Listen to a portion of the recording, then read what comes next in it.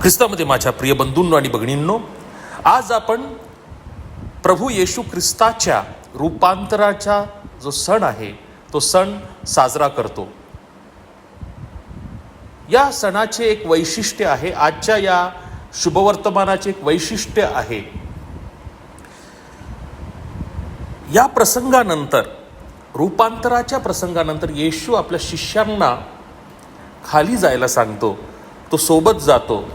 कुठे? पर्वतातून उतरून येशू आता येरुशलेमच्या दिशेत जात आहे आणि त्यांचे रूपांतरण त्याच्या भावी पुनरुत्थानाचे एक पूर्वचिन्ह आहे. परंतु क्रूसाशिवाय, दुःख सहनाशिवाय पुनरुत्थान असाध्य आहे आणि म्हणून येशू ख्रिस्त आपल्या शिष्यांना येरुशलेमपर्यंत नेतो. आपल्या दुःखरूपी क्रूस येशू बरोबर एकरूप करूया व पुनरुत्थानाचे साक्ष देऊया. आमेन.